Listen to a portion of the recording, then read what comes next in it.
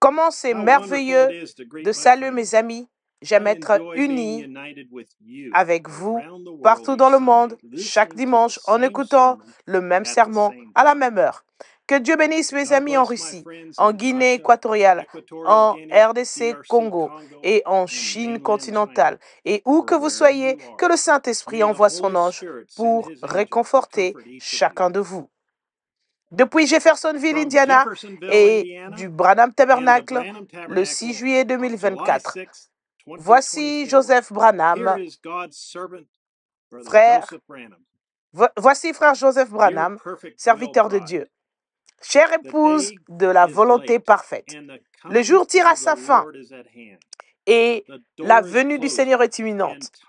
La porte se ferme et le temps est presque écoulé, si ce n'est pas déjà le cas. Il est trop tard pour errer partout, pour être un roseau agité par le vent, pour avoir la démangeaison d'attendre des choses agréables. Le temps est venu de prendre une décision claire et nette. Que dois-je faire pour être son épouse? Est-ce que Dieu change d'avis à propos de sa parole? Jamais. Nous devons donc nous efforcer quotidiennement de tout notre cœur et de toute notre âme d'être dans sa volonté parfaite. Nous devons nous soumettre à sa volonté et à sa parole. Ne la mettez jamais en doute. Croyez-la simplement et acceptez-la. N'essayez pas de trouver un moyen de la contourner. Prenez-la simplement telle qu'elle est. Le prophète nous dit dans ce message que son seul but est de nous montrer que Dieu doit tenir sa parole afin de rester Dieu, mais que tellement de gens veulent la contourner et prendre un autre chemin. Quand ils le font, ils constatent qu'ils continuent comme ça, que Dieu les bénit, mais ils sont en train d'œuvrer dans sa volonté permissive et non dans sa volonté divine parfaite. La parole nous ramène à la parole. Le prophète nous ramène à la parole et nous donne des exemples à examiner, à étudier. Et il nous rappelle que Dieu ne change pas d'avis et ne change pas ses voies. Il est Dieu et il ne change pas. Maintenant, nous remarquons qu'ils étaient tous les deux des hommes spirituels. Les deux étaient prophètes. Les deux étaient appelés. Et Moïse, tout à fait dans l'exercice de ses fonctions, avec une colonne de feu de nouveau devant lui chaque jour, avec l'Esprit de Dieu sur lui, dans l'exercice de ses fonctions. Voici qu'arrive un autre serviteur de Dieu, appelé de Dieu, ordonné par Dieu, un prophète à qui vient la parole de Dieu.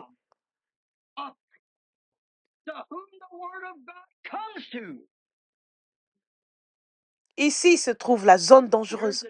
Personne ne pouvait contester que cet homme était de Dieu, parce que la Bible dit que l'Esprit de Dieu lui parlait et il était un prophète. Seigneur, comme cela est proche, comment pourrais-je savoir alors que les deux étaient prophètes? Les deux étaient des hommes remplis de l'Esprit, appelés de Dieu et ordonnés par Dieu. Des prophètes de Dieu à qui venait la parole de Dieu. Les deux disaient que le Saint-Esprit les guidait. Lisons et étudions très attentivement quelques citations au sujet de ce que le 7e ange messager de Dieu dit. Nous voulons ce qu'il dit. Parce que l'Église dit, parce que le docteur John dit, ni ce que quiconque d'autre dit. Nous voulons ce que dit, l'ainsi dit le Seigneur, par son prophète. Moïse, un prophète qui avait été consacré, qui avait la parole du Seigneur, a confirmé qu'il avait été choisi pour être leur conducteur en cette heure-là. Et qu'Abraham avait promis toutes ces choses. Personne ne pouvait prendre la place de Moïse. Peu importe combien de Corée s'élevaient et combien de Dathan, c'était quand même Moïse que Dieu avait appelé. Moïse était celui que Dieu avait choisi pour conduire le peuple. D'autres hommes se sont élevés et ont dit être oints, des hommes aussi remplis du Saint-Esprit. Dieu les avait aussi appelés à conduire. Mais Moïse était le conducteur originel de la volonté parfaite de Dieu pour les conduire.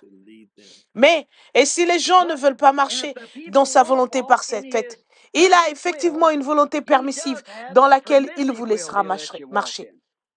Remarquez, il le permet, d'accord, mais il fera en sorte que cela concourt à sa gloire dans sa volonté parfaite.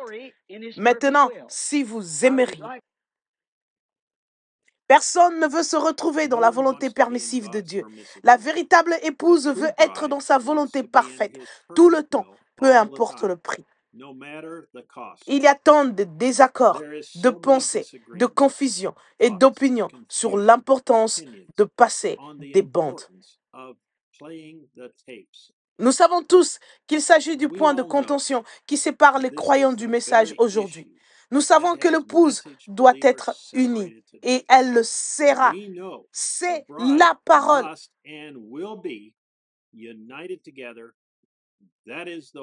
Il y a des hommes appelés de Dieu et remplis de l'esprit dans l'Église aujourd'hui.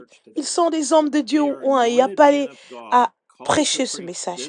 Mais il n'y en a tout simplement pas un seul au sujet duquel nous pouvons tous être d'accord.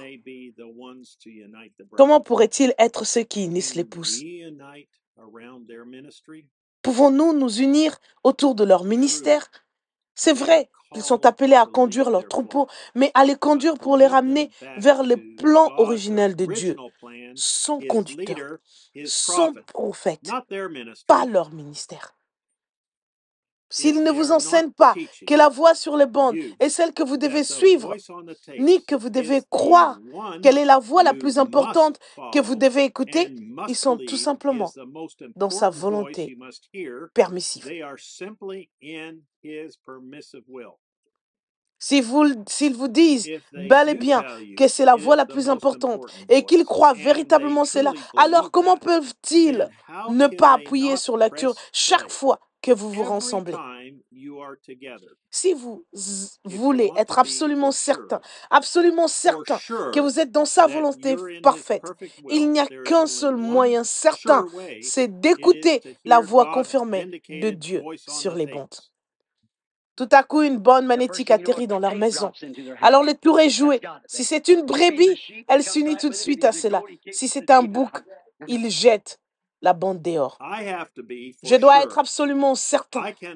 Je ne veux pas et je ne veux pas prendre la moindre chance en ce qui concerne ma destination éternelle. Je sais que la voie sur les bandes est la voie de Dieu pour l'épouse. Je sais qu'elle ne fait aucune erreur. Je sais qu'elle a été confirmée par la colonne de feu. Je sais qu'elle est celle que Dieu a choisie pour conduire son épouse. Je sais que cette voie est la seule voie qui puisse unir l'épouse et qui le fera. Je sais que ce sera cette voix que j'entendrai dire, voici l'agneau de Dieu. Je dois appuyer sur lecture et écouter cette voix.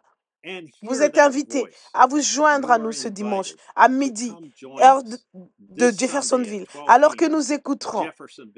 Arrive-t-il à Dieu de changer d'avis à propos de sa parole? Prêché le 18 avril 1965 au soir. Frère Joseph Branham.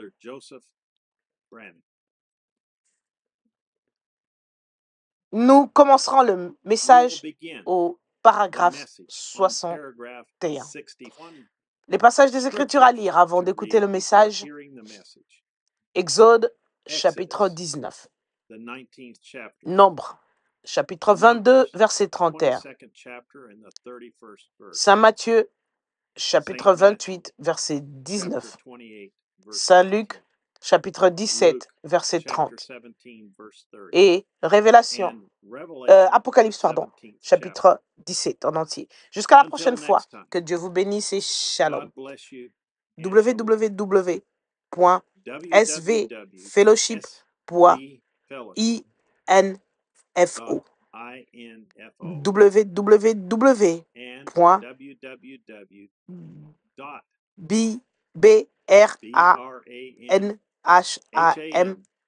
tabernacle.org